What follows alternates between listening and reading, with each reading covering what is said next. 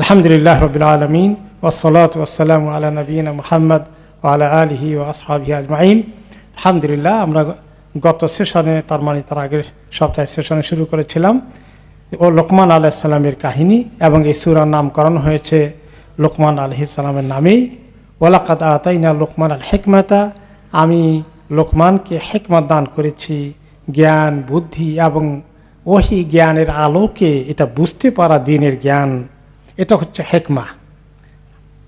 আর এই হেকমা, এত জ্ঞান দিয়ে তাকে বলেছি আনিশকুরলিল্লাহ, এত জ্ঞান পেয়েছ, আল্লাহ শুকর আদায় করো।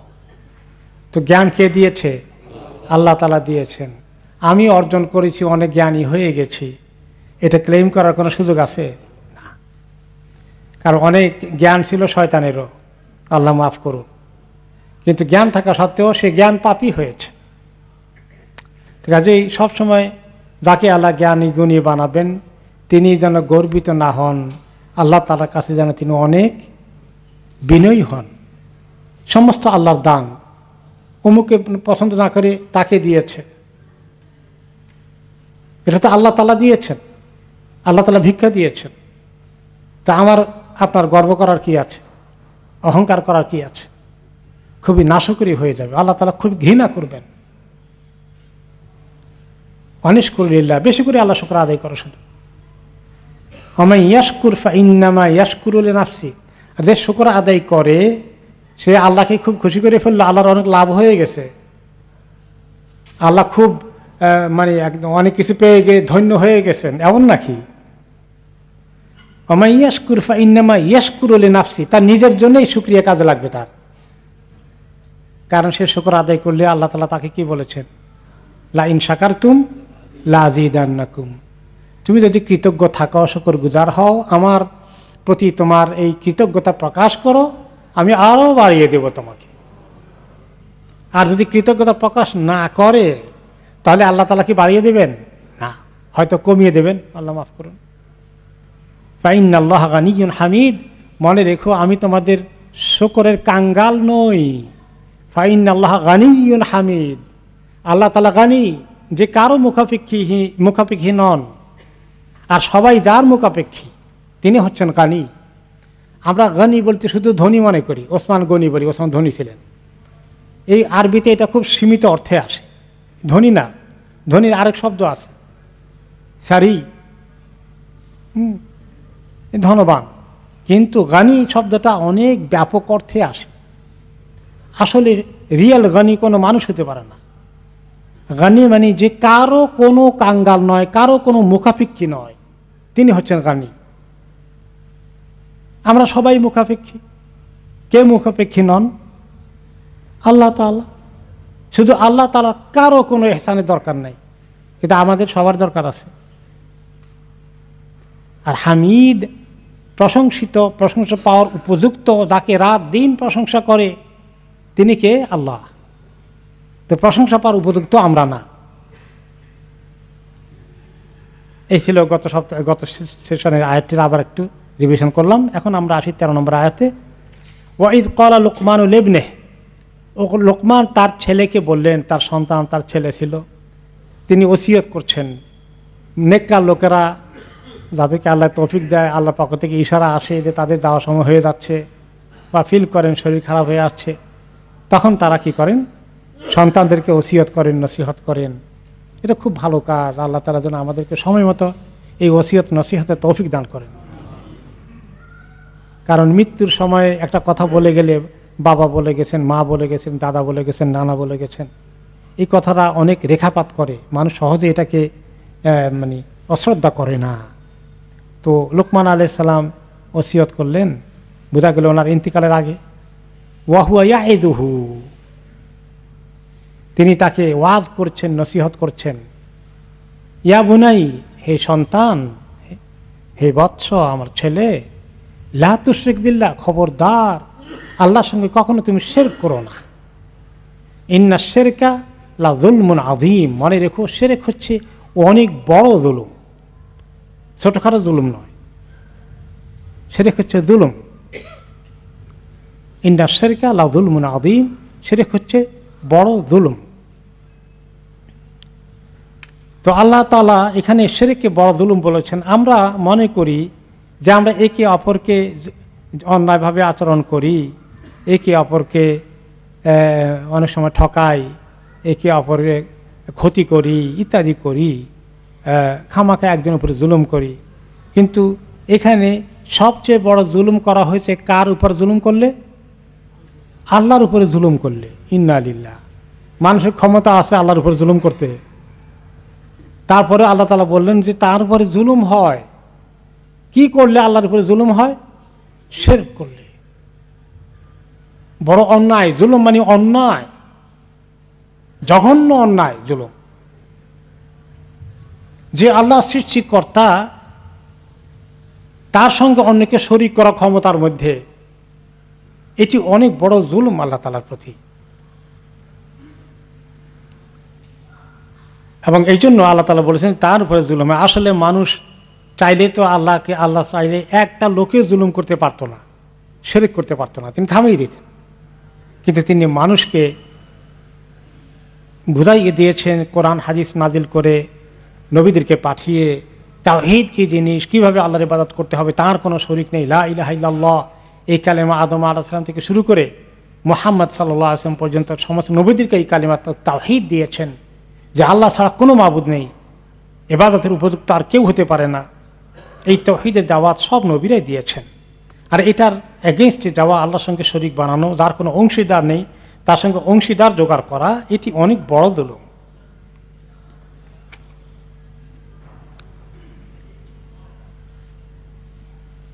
এখন এই জুলুমটা যে শিরক হয়, এটাকে সবচেয়ে বড় জুলুম বলা হয়েছে, সবচেয়ে বড় কবিরা গুনাহ।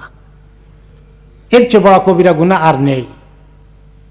ইন্নাল্লাহা লা ইয়াগফিরু আন ইউশরাকা বিহি ওয়া ইয়াগফিরু মা দুনা যালিকা লিমান ইয়াশা। এটা এমন একটা গুনাহ যে আল্লাহ তাআলা কখনো ক্ষমা করবেন না শিরক করলে। যদি না সিরিয়াস তওবা করে তাওহীদের দিকে না আসে, তাহলে আল্লাহ তাকে কখনো ক্ষমা করবেন না। কিন্তু যদি তওবা করে, শিরক করার পরেও খুবই সিরিয়াসলি তওবা করে, আন্তরিকভাবে তওবা করে এবং একদম শিরক ছেড়ে দেয়, তাহলে মরে যাওয়ার আগে এই কাজ করতে পারলে আল্লাহ তাআলা তাকে ক্ষমা করে দেবেন। কিন্তু যদি ক্ষমা না করে, ক্ষমা না পেয়ে সেই শিরক করা অবস্থায় মরে যায়, তাহলে তার জন্য খবর কি? লা ইয়াগফিরু আন ইউশরাকা বিহি। শিরক নিয়ে যে মরে গিয়েছে, তওবা করেনি, তাকে আল্লাহ কখনো ক্ষমা করবেন না আখিরাতে। এই শিরক ছাড়া ওয়া ইয়াগফিরু মা দুনা যালিকা লিমান ইয়াশা, এছাড়া যাবতীয় অন্য গুনাহ যেগুলো আছে সেগুলো আল্লাহ ক্ষমা করতে পারেন। যাকে যদ্দূর ক্ষমা করবেন, যে বিষয়ে ক্ষমা করবেন, সেটা আল্লাহর একটা এখতিয়ার, চয়েস তিনি নিজের কাছে রেখেছেন। কিন্তু যে ব্যক্তি শিরক করে মরে যাবে, তাকে কখনোই তিনি ক্ষমা করবেন না তওবা না করে গেলে। এখন এই শিরকটা আমরা বুঝি কিনা, মুসলিম উম্মার মধ্যে সবার এই শিরকের কনসেপ্টটা ক্লিয়ার আছে কিনা, শিরকের সংজ্ঞা কি সবাই বুঝে? যে সমস্ত লোকেরা আল্লাহতে বিশ্বাসী, তাওহীদে বিশ্বাসী, তারা যখন কোনো মাজারের কাছে গিয়ে বিশ্বাস করে, ইয়াকিন করে যে এই মাজারের মধ্যে কিছু দান খয়রাত করলে, এখানে কিছু সিন্নি দিলে আমার উদ্দেশ্য হাসিল হয়ে যাবে, আমার ছেলেটার অসুখ ভালো হয়ে যাবে, আমার ছেলেটা ভিসা পেয়ে যাবে লন্ডন যাওয়ার জন্যে, হ্যাঁ, ইত্যাদি। এই যে মানুষ এগুলো করে, এরকম করনেওয়ালা কি খুব বেশি আছে না মাত্র হাতে গোনা কয়েকজন? অনেক বেশি। এরা কি নিজেদেরকে মুসলিম মনে করে না অমুসলিম মনে করে? মুসলিম মনে করে। মুসলিম মনে করে শিরক করছে। তো যে ব্যক্তি নিজেকে মুসলিম মনে করলে কিন্তু করে শিরক, সে আল্লাহর কাছে মুসলিম না মুশরিক? ইয়া রব।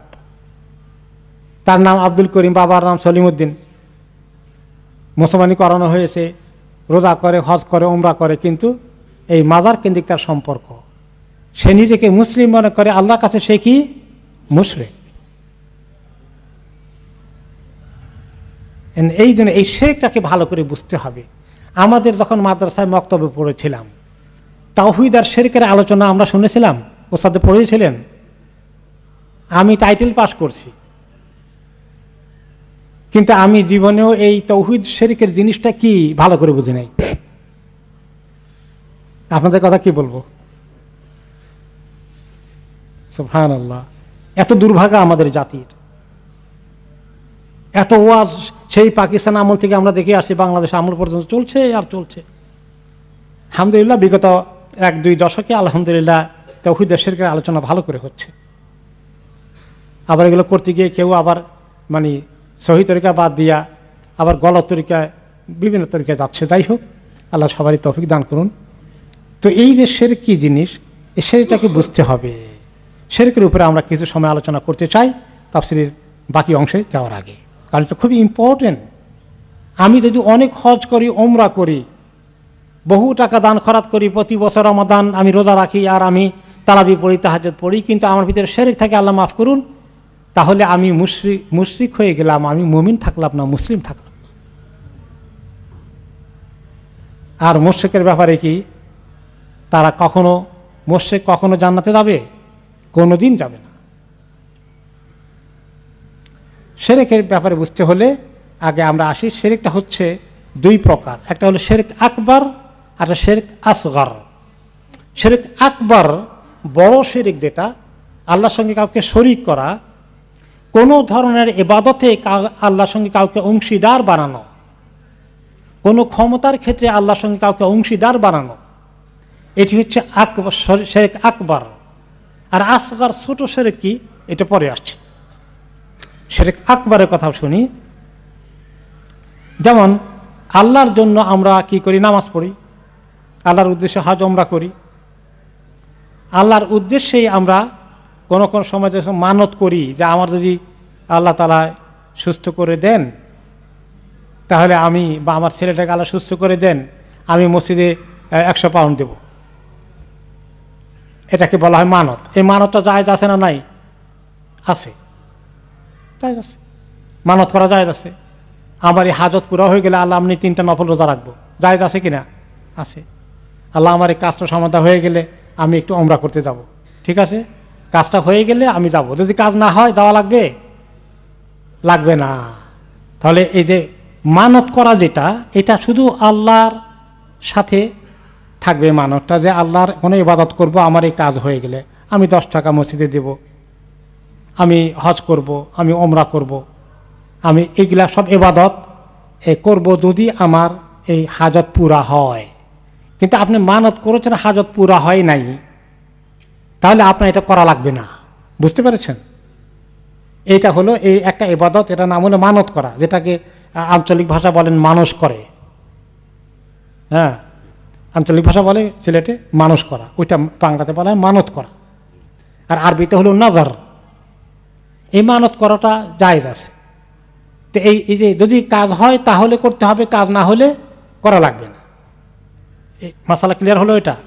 আচ্ছা, এখন এটা কেউ যদি বলে যে আমার যদি এই হাজত পুরা হয়, অমুক মাজারে আমি 100 টাকা দিয়ে আসবো, জায়েজ আছে? এটা কি হয়ে যাবে? শিরক হয়ে যাবে, শিরক আকবার হয়ে যাবে, বড় শিরক। কারণ যেটা আল্লাহর শানে করা যায় সেটা বান্দার শানে, মাখলুকের শানে করে বসেছে।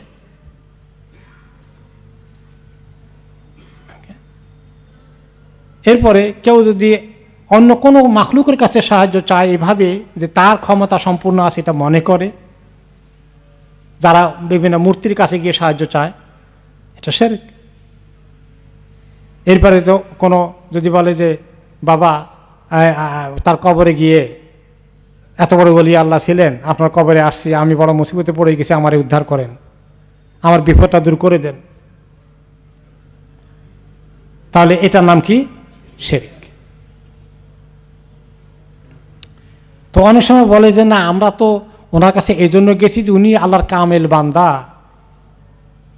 ওনার সঙ্গে আল্লাহ তাআলার কানেকশন আছে, ওনার উসিলায় পার হয়ে যাব, ওনার উসিলায় ঠিক হয়ে যাবে, ওনার উসিলায় হাজত পুরা হয়ে যাবে, ওনাকে আল্লাহ মনে করি না, কিন্তু যেহেতু উনি আল্লাহর অনেক বড় কামেল ওলি আউলিয়া ছিলেন ইত্যাদি।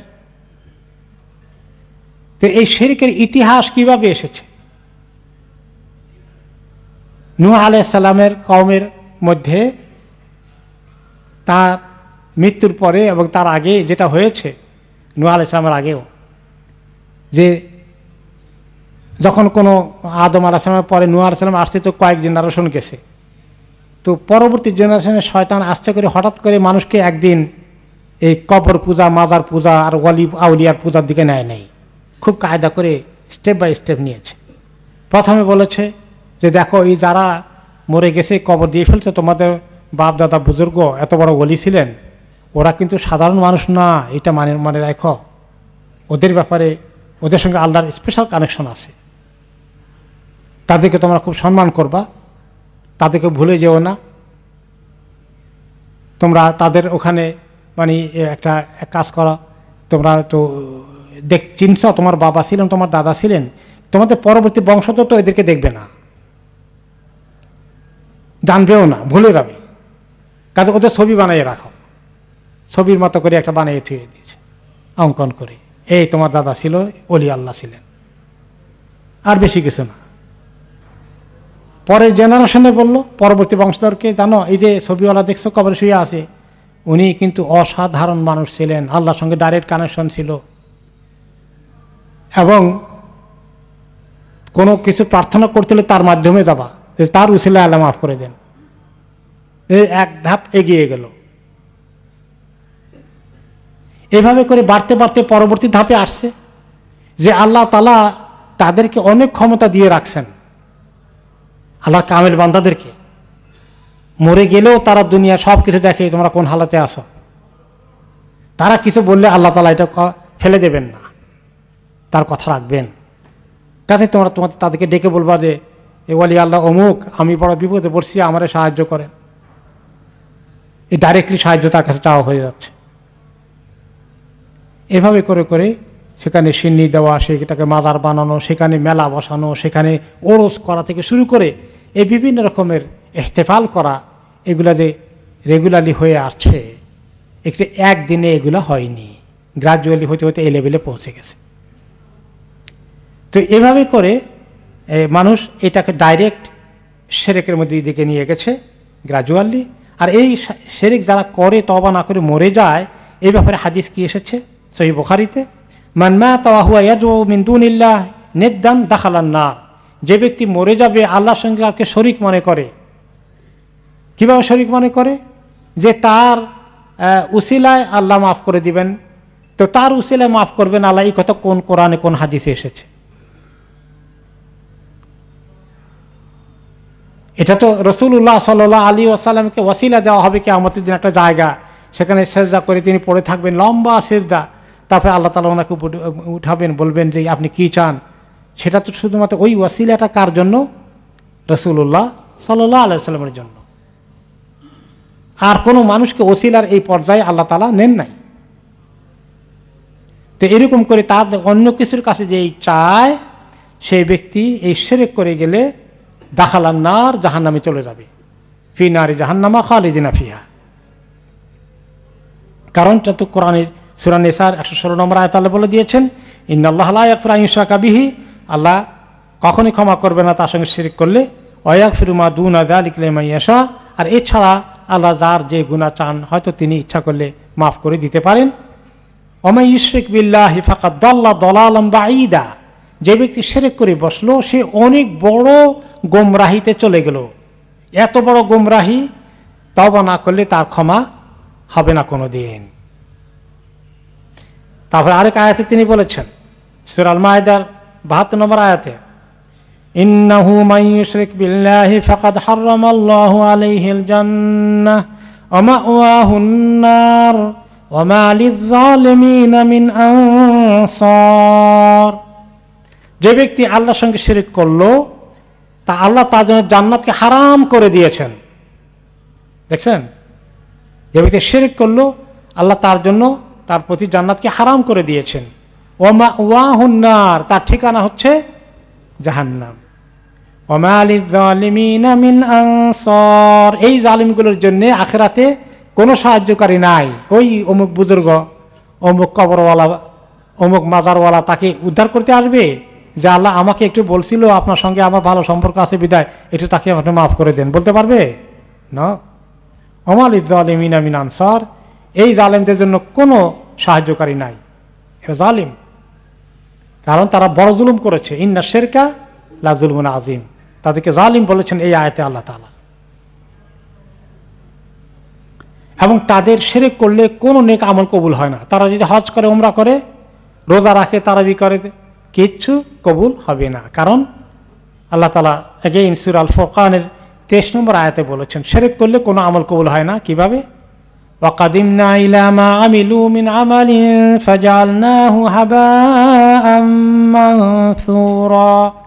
এই লোকগুলোর জন্য তারা যা কিছু আমল করেছিল সবগুলোকে আমি একেবারে আবর্জনার মতো, চিটা মতো, খড়কুটোর মতো এগুলো সব ফেলে দিলাম। এগুলো সব আবর্জনার মতো ফেলে দেওয়া হবে, কিচ্ছু কবুল করা হবে না। তাহলে এগুলো হলো বড় শিরক। এই বড় শিরকের পরে আশরিকুল আসগার, ছোট শিরক কি? ছোট শিরক হচ্ছে যে সেটা সেই ব্যক্তি এমন গুনাহ করলো যে গুনার কারণে চিরদিনের জন্য জাহান্নামে যাবে না, কিন্তু বহুদিন জাহান্নামে থাকতে হবে। তারপরে হয়তো এক সময় আল্লাহ তাআলা তাকে মাফ করে দিয়ে জান্নাতে দিবেন। সেটা এক নম্বর হচ্ছে ছোট গুনার একটা এক্সাম্পল দেন তো, ছোট ছোট শিরকের। আচ্ছা, পাইলটটা ভালো ছিল, এত তুফানের মধ্যে প্লেন ঠিক মতো ল্যান্ড করাতে পারছে। হ্যাঁ, চাকরি না থাকলে মরে যেত। আপনি চাকরি না দিলে তো মরে যেতাম, খাওয়ার কোনো উপায় ছিল না। হ্যাঁ, এই ডাক্তারকে পাইছিলাম না, কি বাঁচতে পারি, এই জাতীয় কথাবার্তাগুলা যদিও মিন করে না যে একেবারে সেই বাঁচিয়েছে, কিন্তু এইটা এক ধরনের শিরকের দিকে চলে গেল যে তার প্রতি এত কৃতিত্ব দেওয়া হয়েছে। ডাক্তার যদি ভালো মেডিসিন দিয়ে থাকে, এই ভালো মেডিসিন দেওয়া, ডায়াগনোসিস করার ক্ষমতাটা, তৌফিকটা কে দিয়েছেন? আল্লাহ তাআলা। ওষুধ কাজ করার এই অনুমতি কে দিয়েছেন? আল্লাহ তাআলা দিয়েছেন, তাই না? তাহলে এটা একটা গেল। আরেকটা আরো বলেন, আর কি এক্সাম্পল হতে পারে? রিয়া, প্রদর্শন ইচ্ছা, লোকদেরকে খুশি করার মতলব। দেশে গিয়া বিরাট জিয়াফত করে দিল, তাতে করে সবাই নাম করে যে এমন জিয়াফত খাওয়িয়েছে লন্ডনী সাহেব, মাশাআল্লাহ, খুব নাম খ্যাতি সব জায়গায় হয়ে যাবে। হ্যাঁ, তারপরে এইগুলো একটা। এরপরে হলো যে এখন সবাই নামাজ পড়তেছে, আমি নামাজ না পড়ি যদি, এখন লোকেরা কি বলবে? তো সেই জন্য নামাজ পড়তে যায়, সবাই দেখুক আমি নামাজ পড়ি, কারণ আগামীবার তো ইলেকশন করব, তাই না? ইলেকশনের জন্য রেডি হচ্ছি, এখন মাথা টুপিটা লাগিয়ে মসজিদে একটু ঘোরাঘুরি করি, আসলে নামাজি না, কিন্তু নামাজ পড়ছে। তাহলে এগুলো হলো রিয়া। তারপরে যে কোনো নেক আমল করে মানুষকে দেখানোর জন্য, অনেক হজ উমরা যায়, যা আমি তো প্রতি বছরই উমরা যাই, এই পর্যন্ত 10 বার হজ করছি, আল্লাহ দিছে, মাশাআল্লাহ, খালি কইতে আছে, বলেই যাচ্ছে। দান খয়রাতের ব্যাপারে, আমি তো অমুক জায়গায় একটা মসজিদ বানিয়েছি, এত টাকা দিয়েছি, ইত্যাদি করে এই বিভিন্ন রকমের এগুলো করে। এগুলোকে শিরক বলা হয়েছে। শিরক বলার কারণ কি? কারণ হলো যে আমরা ইবাদত করব কাকে খুশি করতে? আল্লাহকে খুশি করতে। এখন আমি পাবলিককে খুশি করতে যাচ্ছি, অমুককে খুশি করতে যাই, অমুককে খুশি করতে যাওয়াটা আল্লাহকে খুশি করার কথা, সেই কাজ অমুককে শরীক করে ফেললাম, অমুককে দিয়ে দিলাম কিছু, তাহলে এটাও ইনডাইরেক্ট শিরক হয়ে গেল। যদিও মানে এটা মূল বড় শিরক নয়, এটাও ছোট শিরক। এই জন্য একটি হাদিসে ছোট শিরক ব্যাপারেও রাসূলুল্লাহ সাল্লাল্লাহু আলাইহি ওয়াসাল্লাম সাবধান করেছেন। তিনি বলেন, আখওয়াফু মা আখাফু আলাইকুম আশরিকুল আসগার, আমি অনেক বেশি ভয় করি তোমাদের বিষয়ে ছোট শিরকের ব্যাপারে। কারণ যারা শিরক তাওহীদ বুঝতে পেরেছে তারা বড় শিরক করবে না। বুঝতে পেরেছেন? বড় শিরক করবে না, কিন্তু তাদের মনের ভিতরে দুর্বলতা আসবে, শয়তান তাদেরকে দিয়ে ছোট শিরক করিয়ে দিবে। আর সেটা হচ্ছে কি? রিয়া, প্রদর্শন ইচ্ছা, নাম কুড়ানো, খ্যাতি অর্জন করা, এগুলো থেকে দূরে থাকা দরকার। মসজিদ করলেন আপনার বাবার নামে, দরকার কি? আপনি নিয়ত করেন যে আমার বাবাকে আল্লাহ যেন কবুল করে, আল্লাহ সদকা জারিয়া দিলাম, কিন্তু মসজিদে একটা নাম রাখেন, এই মাদ্রাসার নাম রাখেন, অন্য কিছু বাবার নামে লিখে দিয়ে দিলে তো অমুকের ছেলে তার বাবার নামে করেছে, বাবারও নাম হলো, ছেলেরও কিছু নাম হলো, তাহলে এগুলা কিন্তু কমে যায় ইনডাইরেক্টলি। হয়তো সবারই শিরকের লেভেল, রিয়ার লেভেল এক লেভেলের না, কিন্তু এরপরে এটা থেকে দূরে থাকাটা অনেক সেফ।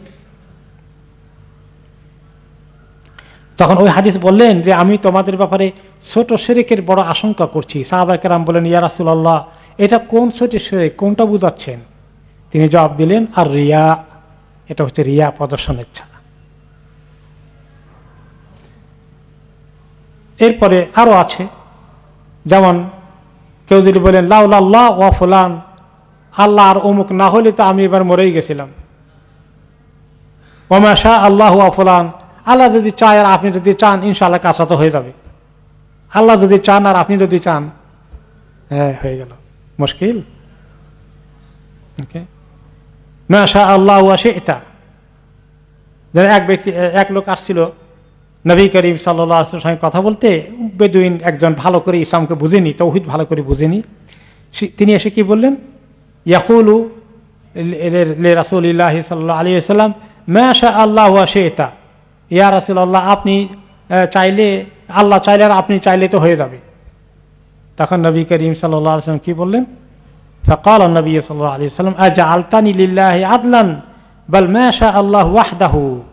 এটা মুসনাদ আহমদে হাদিসটি এসেছে যে তুমি আমাকে আল্লাহর সঙ্গে এক লেভেলে পৌঁছে দিলা, সমান করে দিলা না, শুধু আল্লাহ চাইবেন একলা এইটাই বলবা, আমি না।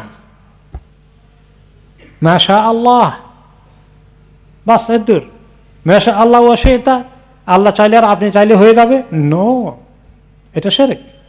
শিরক আসগর, যদিও বড় শিরক নয়, কিন্তু এটা ছোট শিরক হয়ে গেল। এছাড়া আরো টুকটাক শিরক, ছোট শিরক আছে, যেমন আমার দাদার কসম করে বলছি, মায়ের কসম করে বলছি, বাবার কসম করে বলছি, এগুলো বলে কিনা মানুষ? ইয়া আল্লাহ, কসম কার নামে করতে হয়? আল্লাহ নামে। কসম অনেক শক্ত জিনিস, ইবাদতের মতো এটার শান অনেক বড়।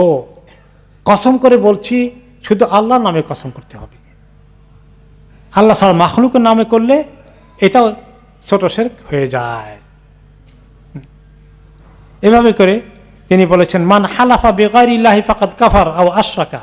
আরেকটি হাদিসে রাসূলুল্লাহ সাল্লাল্লাহু আলাইহি ওয়াসাল্লাম বলেছেন, যে ব্যক্তি আল্লাহ ছাড়া অন্য কারো নামে কসম করে, অন্য কোনো কিছুর নামে কসম করে, সে ব্যক্তি কুফরি করেছে অথবা সে ব্যক্তি শিরক করেছে।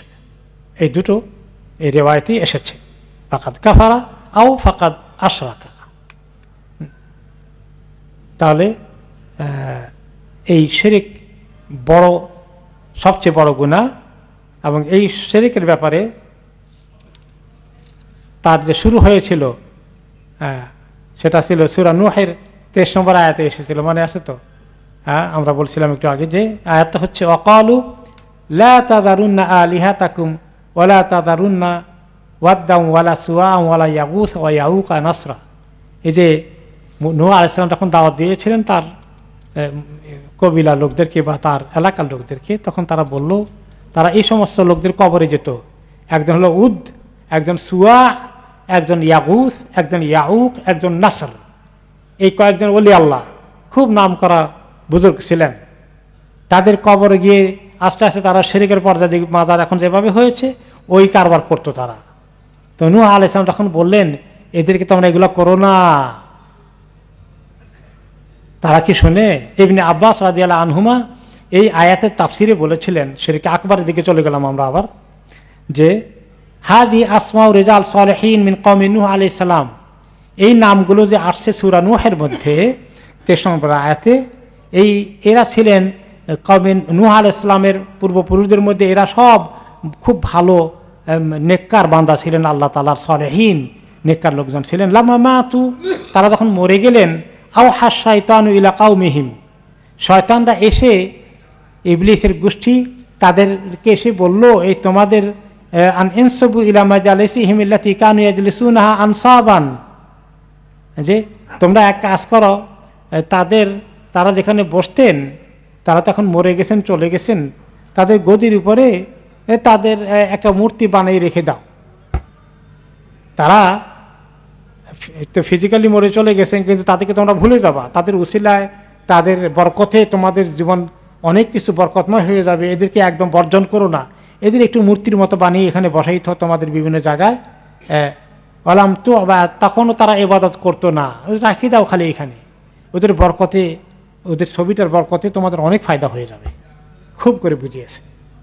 এটা দেখেন না এখন ওই যে যারা মূর্তি পূজা করে, খ্রিস্টানরা যারা ঈসা আলাইহিস সালামের পূজা করে, তারা এই সমস্ত মূর্তি রাখে না ঘরের মধ্যে। কি জন্য রাখে বলেন তো? স্মরণ করা, আর কি করতে? বরকত। এইগুলো বরকত, হেফাজত, কত ফজিলত আছে এগুলোর মধ্যে। এইগুলো বরকতের নিয়তে রাখে। এগুলো থাকলে অনেক প্রতিরক্ষা হবে, অনেক হেফাজত হবে, বিপদ আপদ থেকে বাঁচতে পারবে। ওয়ালাম তুবাদ হাত্তা তালা বিহিমুল আমাদু অনাসিয়াল ইলম অনুসিয়াল ইলমু উবিদাত। এভাবে প্রথমে এভাবে শুরু করে দিয়েছে, পরবর্তী পর্যায়ে ওদের কাছে ওদের ইবাদত করা হয়েছে। ওদের ইবাদতের অর্থ কি? ইবাদতের অর্থ ওদেরকে এমনি করে নামাজ পড়ে নাই। কবরের মধ্যে গিয়ে এখন কবরের মধ্যে গিয়ে কবরস্থানে মাজারের পাশে নামাজ পড়ে, ঠিক কিনা? তো তখন নিয়ত করে নামাজ তো পড়ি, আল্লাহর জন্য পড়ি, সূরা কেরাত পড়ি, কিন্তু তার কবরের পাশে পড়ি নামাজটা কবুল হওয়ার জন্য। তো এইভাবে করে শয়তান আস্তে করে সেই জায়গায় তাদেরকে দিয়ে ইবাদত করিয়েছে, ক্রমান্বয়ে গ্রাজুয়ালি, আস্তে আস্তে করে, একদিনই করাই নাই। এমনকি এই কবরের চতুর্পাশে কি করা হয়? তাওয়াফ করা হয়। আপনি ওই যে দিল্লিতে গেলে আমি দেখেছি, সেখানে কি জানি আব্দুল কাদের না, সরি আজমির না, দিল্লিতে আরেকটা আছে, নিজামুদ্দিন আউলিয়া। সেখানে গিয়ে দেখছি যে এরকম করতেছে, ঘুরে ঘুরে তাওয়াফ করছে। তো এই আস্তে আস্তে এইভাবে করতে করতে এই শিবালঙ্ঘন হয়েছে। শয়তান এসে তাদেরকে পরবর্তী পর্যায়ে একদম ইবাদতে ঢুকে দিয়েছে। আর এভাবেই মক্কায় ইব্রাহিম আলাইহিস সালামের পরে হঠাৎ করে পরের দিনই কি, ওনার মৃত্যুর পরে কি এই শিরক মূর্তি শুরু হয়েছে? আস্তে আস্তে আস্তে আস্তে আস্তে শুরু হয়েছে। তো এই যে এখন আমাদের সমাজে এবার নামাজ পড়ে না, তার কাছে কিন্তু দোয়া করে কবরের পাশে গিয়ে। এই যে দোয়া করে কবর কেন্দ্রিক, কবরমুখী হয়ে, এবং তার কারণে দোয়া কবুল হয়ে যাবে এই ধারণা করে, এই ধারণাটার মধ্যেই শিরক আছে।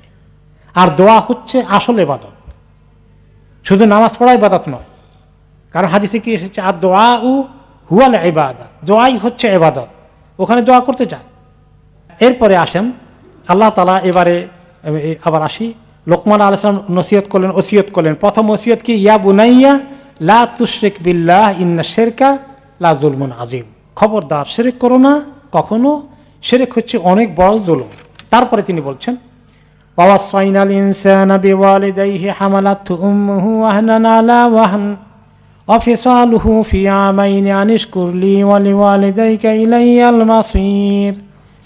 এই লোকমান আলাইহিস সালামের ওসিয়ত করতে গিয়ে আল্লাহ তাআলা 1 নম্বর ওসিয়ত বলে দিয়ে মাঝখানে আল্লাহ তাআলা নিজের কথা ঢুকিয়ে দিয়েছেন, বাকি ওসিয়ত পরে আসছে। তো আল্লাহ তাআলা এই লোকমান আলাইহিস সালাম বলেন শিরক করো না। তো এই কথায় প্রসঙ্গে আল্লাহ তাআলা বলছেন ওয়া ওয়াসাইনাল ইনসানা, যে আমি ইনসানকে ওসিয়ত করছি। ওটা তো লোকমান আলাইহিস সালাম ওসিয়ত করেছিল তার ছেলেকে, আর আল্লাহ তাআলা বলেন আমি সমস্ত মানুষকে কি করি? ওসিয়ত করি। তো ওসিয়ত তো করে যিনি মৃত্যুবরণ করবেন, মরার আগে লোকমান আলাইহিস সালাম ওসিয়ত করেছেন। তো আল্লাহ তাআলার জন্য তো মৃত্যুতে অ্যাপ্রোপ্রিয়েট নয়, তো উনি ওসিয়ত বললেন কেন? হ্যাঁ, নির্দেশ। তো নিজের নসিহত বললে তো নির্দেশ হয়, ওসিয়ত কেন বললেন? হ্যাঁ, অতি গুরুত্ব। ওসিয়ত শব্দটা যখন বলে কেউ মারা যাবে, গুরুত্ব বোঝার জন্য ওসিয়ত বলে, তারটাকে নসিহত বলা হয় না, মানে খুবই গুরুত্বপূর্ণ। তো আল্লাহ তাআলার জন্য তো মওত তার শানে হতে পারে না, কিন্তু তিনি গুরুত্ব বোঝার জন্য বলে ওসিয়তের মতো গ্রহণ করো, এটাকে সিরিয়াসলি নাও, সাধারণ নসিহত না। আমি ইনসানকে ওসিয়ত করেছি বিওয়ালিদাইহি, তার পিতা মাতার প্রতি ভালো ব্যবহার করতে। বিওয়ালিদাইহি, উভয়কেই যেন সে ভালো আচরণ করে, কষ্ট দেয় না, বুড়ো বয়সে তাদের খোঁজ খবর রাখে। কেন এটা? হামালাতহু উম্মুহু ওয়াহনান আলা ওয়াহান, তার মা তাকে কষ্ট করে, কষ্টের পরে কষ্ট করে তাকে পেটে ধারণ করেছে। কষ্ট পরে কষ্ট হয় না? প্রথম থেকেই বমি, খাওয়া দাওয়ার অসুবিধা, ঘুম ঠিক মতো হয় না, শরীর খারাপ হতেই থাকে, একটা পরে একটা এই উপসর্গের পরে আরেক উপসর্গ আসে। দেখবেন এই 9টা মাসেই তাদের একটা না একটা অসুবিধা আসেই। হামালাথু উম্মুহু ওয়াহানান আলা ওয়াহান, এবং অসুবিধার ক্রমান্বয়ে বাড়ে। আরও যখন তার মানে 3 মাস থেকে 6 মাস, 6 মাস থেকে 9 মাসের দিকে যাচ্ছে, যত বাড়ছে ততই তার মায়ের কষ্ট বেড়ে যাচ্ছে। তারপরে অফিসালুহু ফি আমাইন, এইভাবে 9 মাসের মতো বা একটু বেশ কম পেটে রাখা, আর তাকে দুধ পান করা থেকে ছুটে নিয়ে আসা পর্যন্ত 2 বৎসর। এই 2টা বৎসর মা অনেক কষ্ট করেছেন সন্তানের জন্যে। প্রথমে বলেন বেওয়ালিদাইহি, পিতামাতা 2 জনের কথা, কিন্তু বিস্তারিত আরেকটু বলেন বেশি করে কার পক্ষে? মায়ের জন্যে। কারণ মায়ের কষ্টটা বেশি, মা বাবার উভয়ের কষ্ট কি সমান? না, মায়ের কষ্ট অনেক বেশি। এই জন্য যখন বললেন যে আমার উপরে কার হক বেশি, আর একটা হাদিসে জিজ্ঞেস করলেন না, ইয়া রাসূলুল্লাহ দুনিয়াতে কার হক বেশি সবচেয়ে আমার উপরে? বলে উম্মুকা। তারপরে কে? উম্মুকা। তারপরে কে? উম্মুকা। 3 বার তোমার মা, তোমার মা, তোমার মা। তারপরে 4 নম্বর বারে কি বললেন? আবুকা। কারণ মায়ের কষ্ট অনেক বেশি।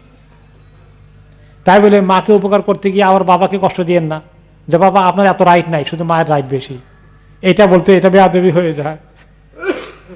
কিন্তু মায়ের যে কষ্টটা অনেক বেশি, এটা যেন আমরা মনে রাখি। ওকে। তারপরে আল্লাহ তাআলা বললেন আনিশ কুরলি,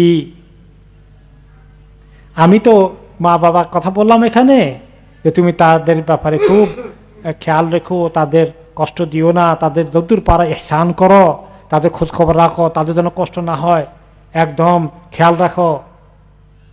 তারপরে এটা বলে আল্লাহ বলছেন আরো ওসিয়ত করলাম আনিশ কুরলি, আর আমার শুকরিয়া আদায় করো। ওয়ালিদাইকা, পিতা মাতারও শুকরিয়া আদায় করো।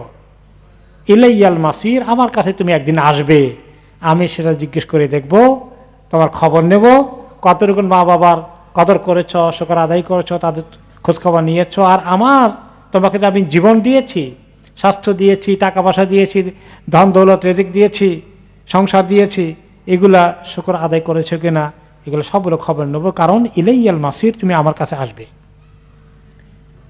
ওয়া ইন জাহাদাকা আলা আন তুশরিকা বিমা লাইসা লাকা বিহি ইলমুন, এখন আল্লাহ তাআলা বলেন যে আমি তোমাদেরকে মা বাবার কথা বললাম, অনেক হক আছে, কিন্তু এত হক থাকা সত্ত্বেও পিতামাতা যদি তোমাকে বাধ্য করে, জোর করে, চাপিয়ে দেয় যে আমার সঙ্গে শিরক করো, মা লাইসা লাকা বিহি ইলমুন, যে শিরকের ব্যাপারে তুমি জানো, কোনো জ্ঞান তোমার কাছে নেই, কারো কাছে নেই, আল্লাহর কোনো শরীক নেই, তারপরে মা বাবা যদি তোমাকে শিরক করতে বাধ্য করে, তাহলে এত হক থাকা সত্ত্বেও ফালা তুতিহুমা, খবরদার তাদের কথা মেনে নেওয়া যাবে না।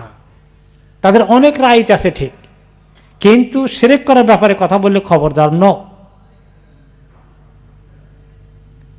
তাহলে আল্লাহ তাআলা বলতে চাচ্ছেন যে লোকমান আলাইহিস সালামের নসিহতের কথা তিনি বলবেন, আর সেখানে পিতামাতা গুরুত্ব দিয়েছেন, কিন্তু মাঝখানে দিয়ে আল্লাহ তাআলা বলে দিচ্ছেন যে যতই হোক মা বাবার অনেক হক আছে, কিন্তু একটা জিনিস খেয়াল রাখবা, মা বাবার এত হক সত্ত্বেও শিরকের ব্যাপারে কোনো কম্প্রোমাইজ করা যাবে না।